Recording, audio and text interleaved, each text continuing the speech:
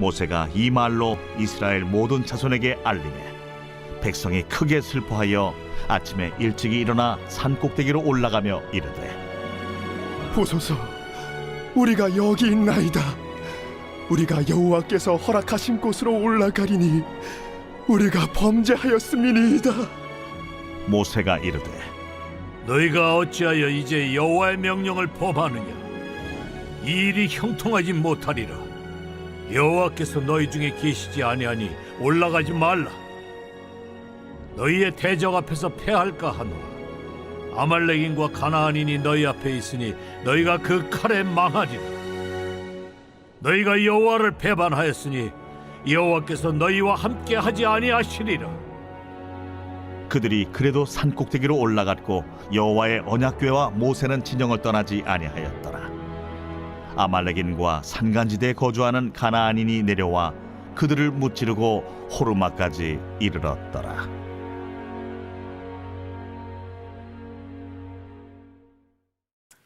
오늘 새벽에도 주님의 보좌 앞으로 나오신 성도님들에게 하나님의 은혜와 평강이 함께 하시기를 축원드립니다. 오늘 민수기 14장 후반부 함께 살펴보도록 하겠습니다. 민수기는 정복에 대한 이야기입니다. 하나님께서는 그들을 군사 공동체로 부르셨고 예배 공동체로 부르셨습니다. 그들은 행진할 때에 진을 중심으로 행진하고 또 그들이 텐트를 칠 때도 잘못 이야기했네요. 성막을 중심으로 이동하고 성막을 중심으로 텐트를 치게 됩니다. 성막은 하나님께 예배하는 장소였습니다. 이 예배는 단순히 한 시간의 절차적인 예배가 아니고 하나님과의 만남이고 사귐입니다. 그래서 그들의 전쟁은 혈과 육에 대한 전쟁이 아니고 영적 전쟁으로 하나님과의 관계가 잘 형성되어지면 전쟁에서 승리하고 그 관계가 틀어지면 전쟁에서도 패하는 그런 영적 전쟁의 모습을 가지고 있습니다. 그들은 시내 광야에서 떠나 바란 광야로 3개월에 걸쳐서 도착을 하게 됩니다. 바란 광야 끄트머리에 가데스 바니아라고 가나안 땅을 들어가는 길목이 있습니다.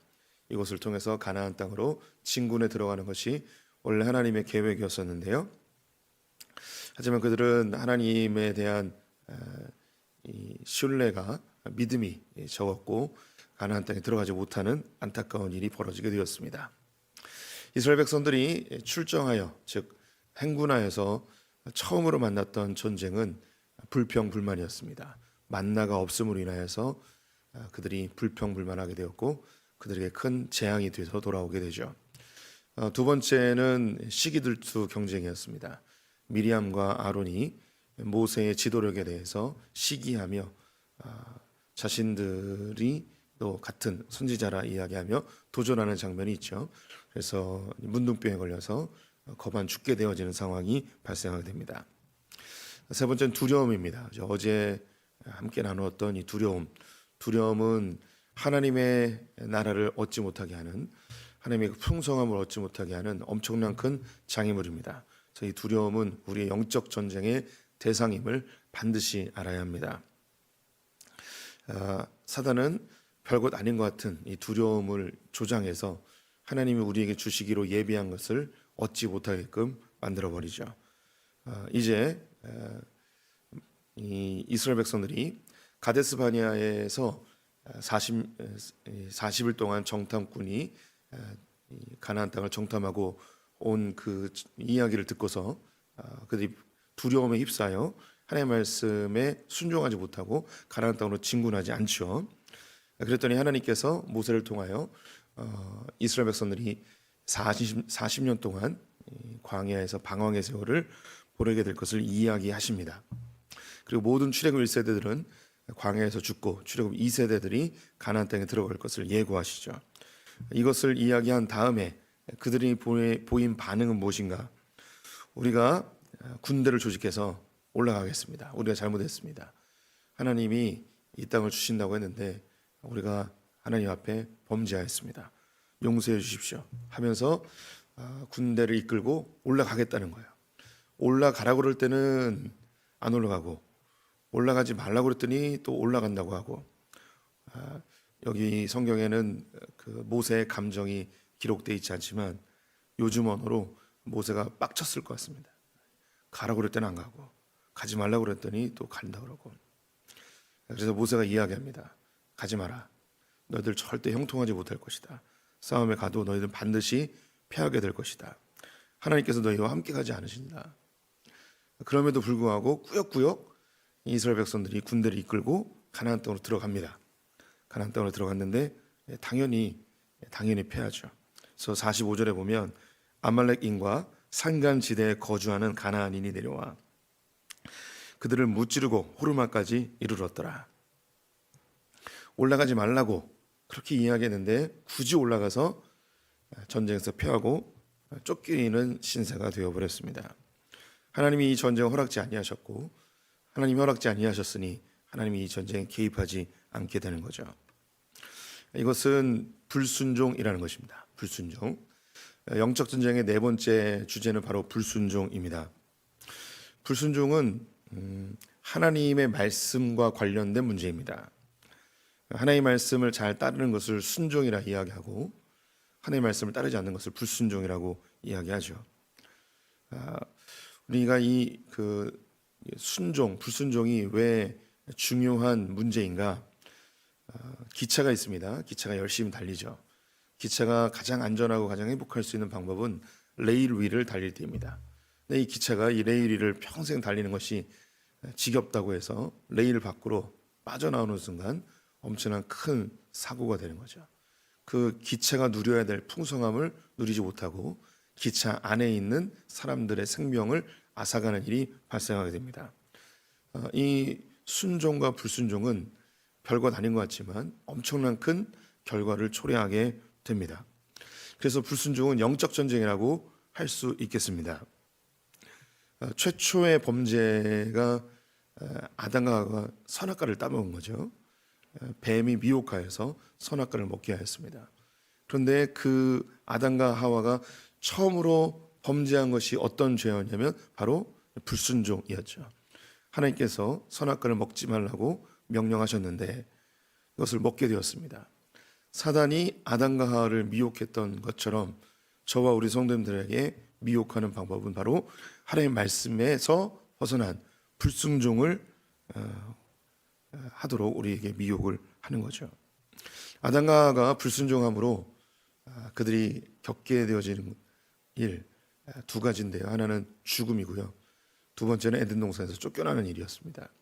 이것을 다른 언어로 표현하면 생명을 잃어버리고 풍성한 삶을 잃어버리게 됩니다. 그들은 하나님과 단절되어짐으로 일단 관계가 끊어져서 영적인 죽음을 경험하게 되고요. 시간이 지나서 육체의 죽음도 맞이하게 됩니다. 에덴 동산에서 쫓겨나 그들은 땀을 흘리며 수확을 해야 되는 그 풍성함을 잃어버리고 궁핍한 삶을 살게 되는 것이죠. 이 세상은 하나님의 질서대로 살아야지 생명이 있고 풍성함이 있습니다. 자주 비유로 말씀드리는 물고기가 가장 행복하고 가장 자유로울 때는 물속을 살 때입니다. 왜냐하면 하나님이 그렇게 물에 살라고 명령하셨기 때문이죠. 이게 질서예요. 하나님의 법이죠. 불순종하였을 때, 즉 물고기가 물 밖으로 나왔을 때에 그는 물속에서 누렸던 그 풍성함을 잃어버립니다.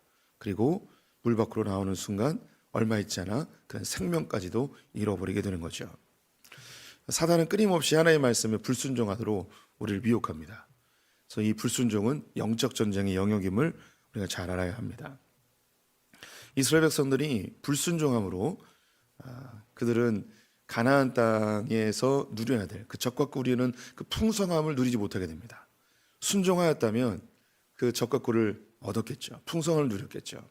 동시에 그들은 불순종함으로 인해서 광야에서 다 죽게 됩니다. 생명을 잃어버리는 거죠.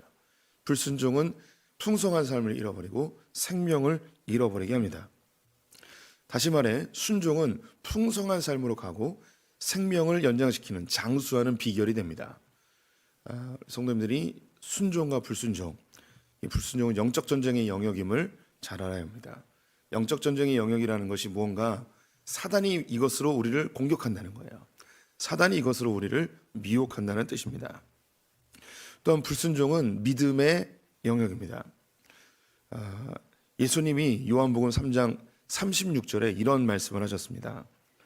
아들을 믿는 자에게는 영생이 있고 이 말씀은 아주 익숙하죠. 아들을 믿는 자에게는 영생이 있고 그 뒤에 뭐라고 돼 있냐? 아들을 순종하지 아니하는 자는 영생을 보지 못하고 도리어 하나님의 진노가 그 위에 머물러 있느니라. 순종, 불순종의 문제는 믿음의 문제입니다. 예수님은 믿음의 반대말로 불순종을 이야기합니다. 하나님을 신뢰한다면 그 신뢰하는 분의 말을 따르게 되는 것이죠. 내가 불순종한다는 것은 하나님에 대한 온전한 믿음이 없다라고 할 수도 있겠습니다. 하나님을 믿는 자는 당연히 하나님이 원하시는 행함이 있습니다. 그래서 야고보 선생님은 행함이 없는 자는 믿음도 없다고 이야기하는 거죠. 죽은 믿음이라고 이야기합니다. 하나님에 대한 믿음이 곧 우리의 삶의 순종함으로 이어지게 되어 있습니다. 가장 이 순종함의 모범을 보이신 분은 예수 그리스도이십니다. 너희는 이 마음을 품으라 곧 그리스도 예수의 마음이니 말씀으로 시작하죠. 그는 하나님의 본체시지만 종의 형상을 입고 이 땅에 오셔서 자기를 낮추어서 죽기까지 복종하셨습니다. 곧 십자가에서 죽으심이죠. 예수님은 하나님을 신뢰했어요. 아버지 하나님에 대한 그 친밀한 관계 속에서 아버지가 원하신다면 그 일을 하겠습니다. 그래서 끝까지 아버지에 대한 신뢰로 십자가의 길을 걸어가셨죠. 즉 신뢰는 순종으로 이어지게 되어 있습니다. 하나님에 대한 이 신뢰가 그러면 이 순종으로 이어지는데 이 순종이 하나님에 대한 순종이 그러면 어떻게 우리의 삶에 나타나게 되는가? 우리는 하나님께 순종하는 것이 교회 잘 다니고 혹은 말씀 잘 지키고 착하게 살고 뭐 구약적 언어로 이야기하면 율법 잘 지키고 뭐 이런 것을 하나님께 순종이라고 표현할 수 있습니다. 네, 이런 것도 맞습니다. 그런데 성경에서는 이 하나님께 대한 순종이 단지 율법적인 혹은 이런 윤리적인 도덕적인 이런 순종을 신약에서는 많이 표현하지 않습니다. 눈에 안 보이는 하나님께 대한 순종은 곧 우리의 삶에 어떤 순종으로 나와야 되는가? 권위에 대한 순종으로 나타나야 된다고 이야기를 많이 합니다. 하나님의 말씀을 따르는 것, 이것도 순종 맞습니다. 그런데 일부 크리스찬들 중에는 나는 하나님께만 순종해라고 말하면서 하나님이 세우신 권위들에게는 순종하지 않을 때가 많이 있습니다. 권위에게 순종하지 않는 자는 하나님께도 순종하기가 어렵습니다. 성경은 반복적으로 눈에 보이는 권위자들에 대해서 순종하기를 요구하고 있습니다. 그 이유는 눈에 보이는 권위에게 순종하는 사람이 눈에 보이지 않는 하나님께도 순종할 수 있기 때문이죠. 오늘 본문에서도 하나님께 순종하지 않았던 이스라엘 백성들은 당연히 누구에게 순종하지 않는가? 모세에게도 순종하지 않습니다.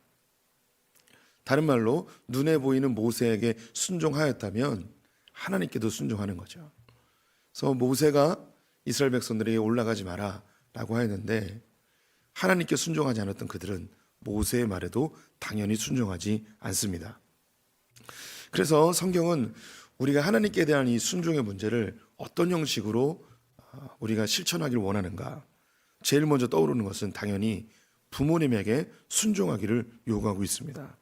자녀들아 주 안에서 내 부모에게 복종하라 순종하라 많이 들어본 이야기이죠. 부모님에 대한 순종은 단순히 나를 낳아주셨기 때문에 그리고 나에게 나를 키워주신 은혜에 대한 순종, 복종 이 개념이 아닙니다.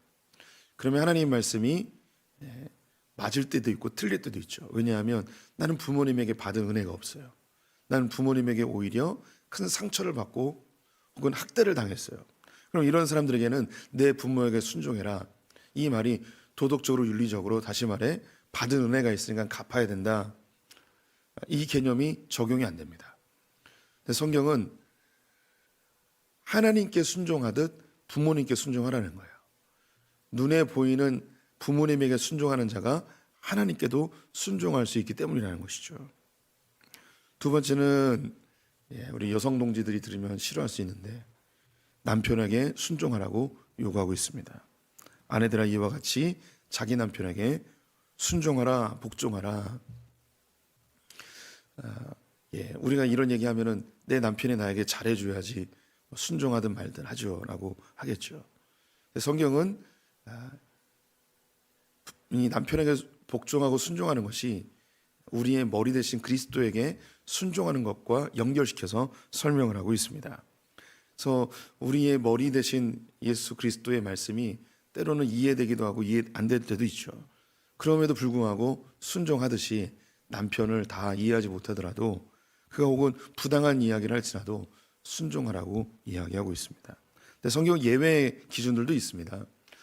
예수 믿는 것을 못하게 하거나 혹은 폭력을 가하거나 그리고 간음을 하였거나 이런 경우에는 남편에게 순종하지 않아도 됨을 이야기는 하고 있습니다. 어쨌든 그런 특수한 경우를 빼고는 순종하라고 이야기하죠. 세 번째, 상전들에게 순종하라고 합니다. 이것은 종들에게 이야기하는 건데 요즘으로 이야기하면 직원들에게 이야기하는 겁니다. 종들아 모든 일에 육신의 상전들에게 순종하되 사원들아 범사에 두려워함으로 주인들에게 순종하되. 이것이 이제 요즘 사회에서는 참 적용하기 어렵습니다.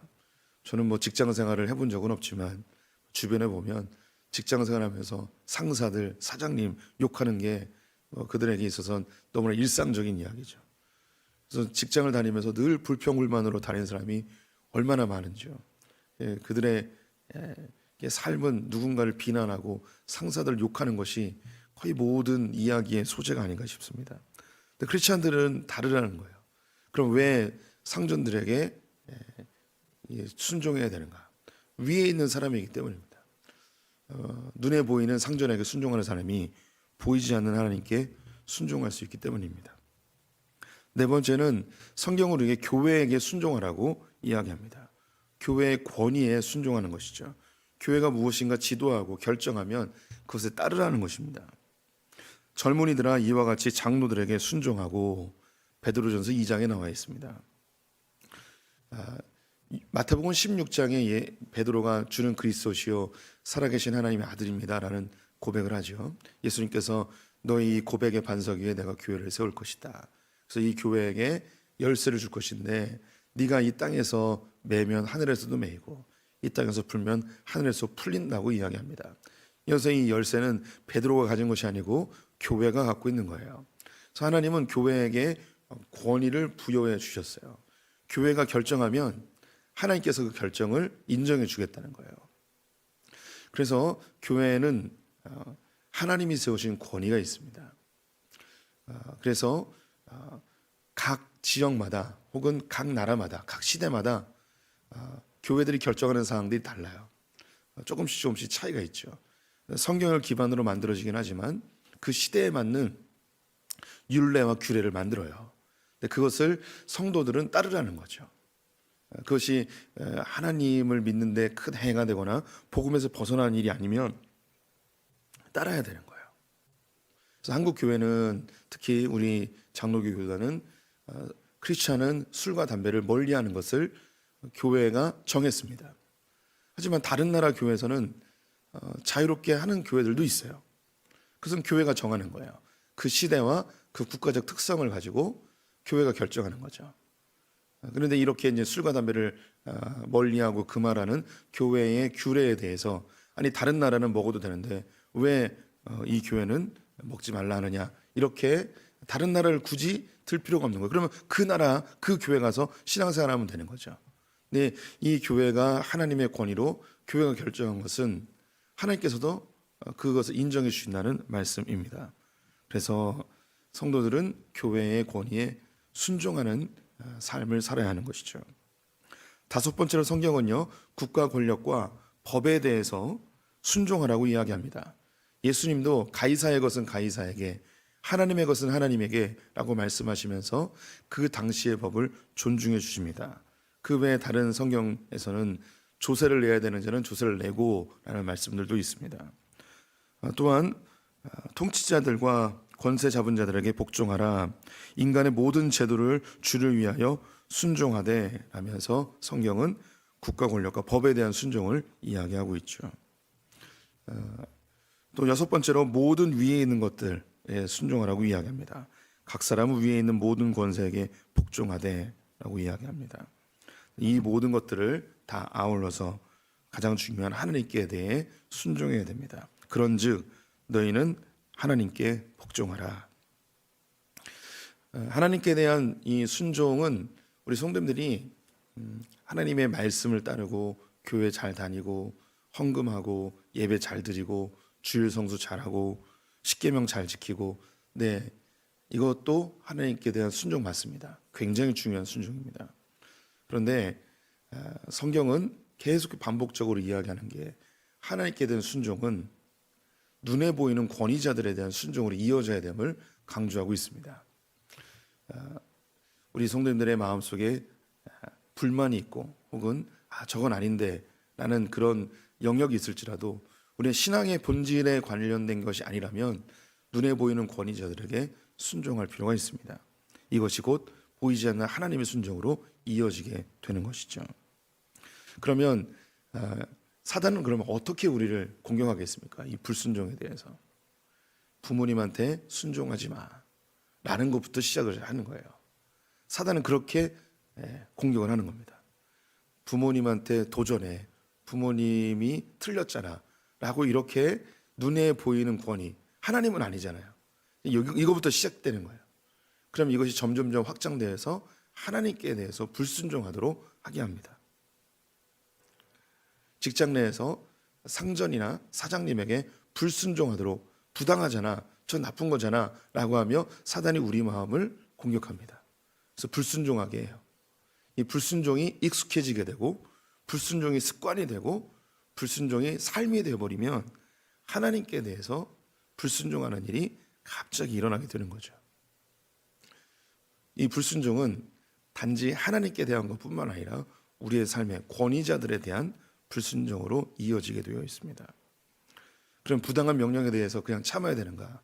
아닙니다. 우리는 우리의 의사를 표현할 수 있어요. 합법적인 방법으로, 합리적인 방법으로 우리의 의사 표현을 하죠. 근데 개선이 안 돼요. 그럼 인내해야 되는 거예요. 이 시대가 인내를 너무 하찮게 여기죠. 참고 기다리는 것을 잘 못해요. 근데 성경은 인내를 중요한 믿음의 열매로 이야기합니다. 그래서 내가 원하는 대로 안 될지라도 인내하면서 억지로라도 순종해 보는 거예요. 복종하는 거죠. 그리고 그 부분에 대해서 하나님이 해결해 달라고 기도하고 또 그것을 개선하기 위해서 끊임없이 노력하고, 이것이 영적 전쟁입니다. 지금 이 시대가 이 사단의 미혹에 빠져서 공중권세 잡은 자에 의해서 다 혼란하고 혼탁해진 시대를 살아가고 있습니다. 우리가 하나님께로부터 받은 아주 중요한 가치들을 많이 잃어버렸어요. 우리 성도님들, 보이지 않는 하나님께 순종하기 위해서는 눈에 보이는 권위들에게 순종하는 실천이 필요합니다. 불순종은 영적 전쟁입니다. 사탄은 보이지 않는 하나님 말고 눈에 보이는 것으로 우리를 교묘히 미혹합니다. 잘 분별하셔서 영적 전쟁에 승리하시고, 그래서 풍성한 삶과 생명력 넘치는 삶 사시기를 주님의 이름으로 축원드립니다.